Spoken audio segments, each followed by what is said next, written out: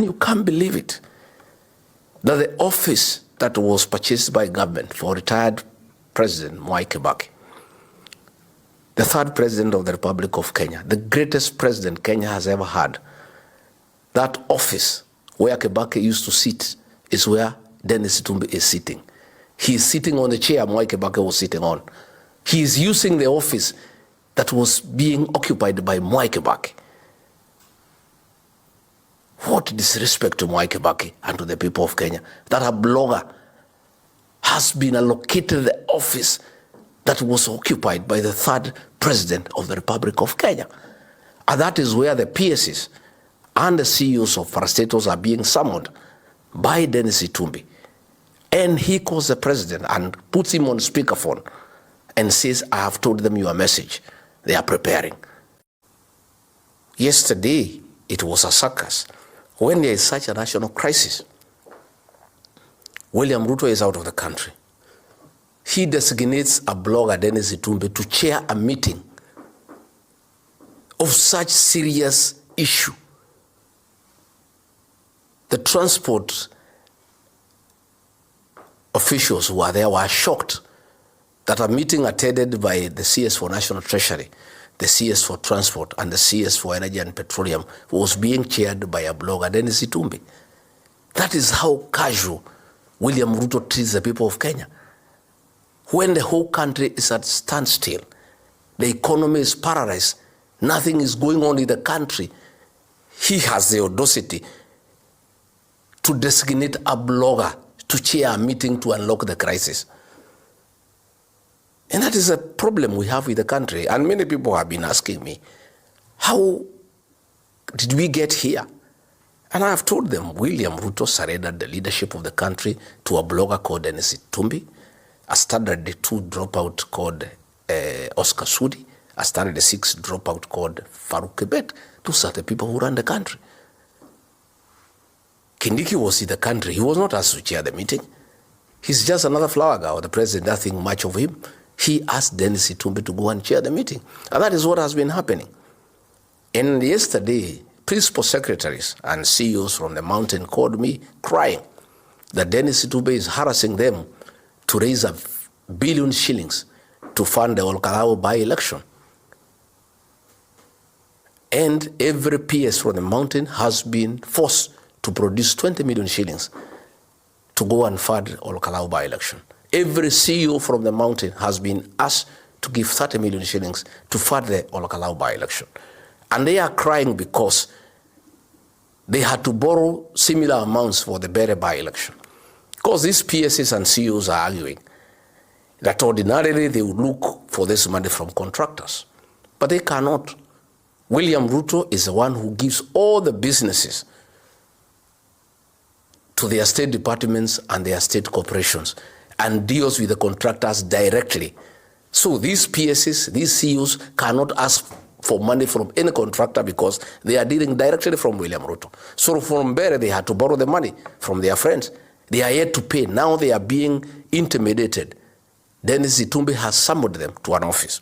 And you can't believe it, that the office that was purchased by government for retired President Mwai Kibaki, the third president of the Republic of Kenya, the greatest president Kenya has ever had, that office where Kibaki used to sit is where Dennis Itumbi is sitting. He is sitting on the chair Mwai Kibaki was sitting on. He is using the office that was being occupied by Mwai Kibaki.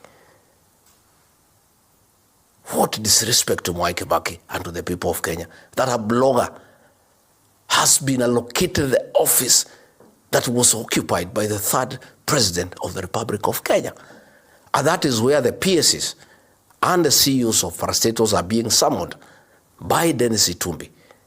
And he calls the president and puts him on speakerphone and says, I have told them your message. They are preparing. There's a lot of intimidation. PSs are crying. CEOs of parastatals are crying because of the level of extortion by William Ruto through Dennis Itumbi to fund by-elections in the mountain. This Dennis Itumbi, a blogger, is the one in charge of government, not Kindiki. When Ruto goes out of the country, he leaves Dennis Itumbi in charge. And you saw yesterday, The CS National Treasury is a very senior cabinet secretary with executive powers. But the meeting he is in is being chaired by Dennis Itumbi. Ordinarily, that meeting should have been chaired by the deputy president, the fake one. Or, at least, the head of the public service, Felix Kosgei. But William Ruto, because of despising the people of Kenya, designates a blogger, Dennis Itumbi, to chair a meeting to unlock a crisis in his country when he is wallowing in luxury, in private jets, being massaged in air. That is the kind of joke that we have in our country.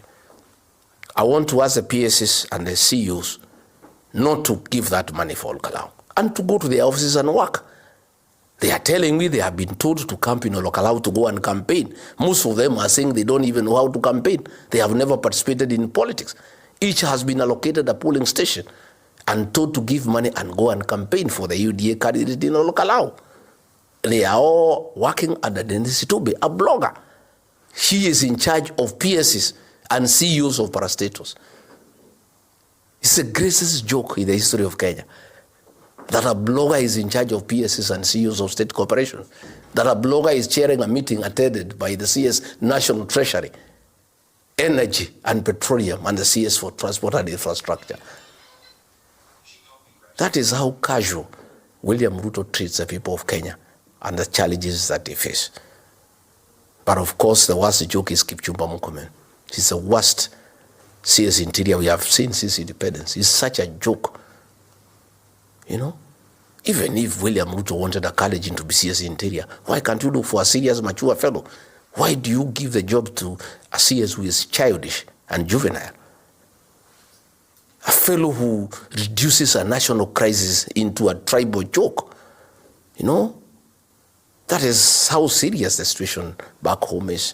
So let me ask the officials of the transport sector who have said they will negotiate with the government. When the country is burning, despite having been properly briefed that there are problems, and Kenya will come to a standstill, he left on an overseas trip in a private jet, I am told the most luxurious in the world, where you are paying 5 million shillings per hour. That jet that he left with is the epitome of luxury, with a full bedroom and a massage parlor and a spa with a jacuzzi, steam, sauna, and the massage parlor has 4 girls from Seychelles.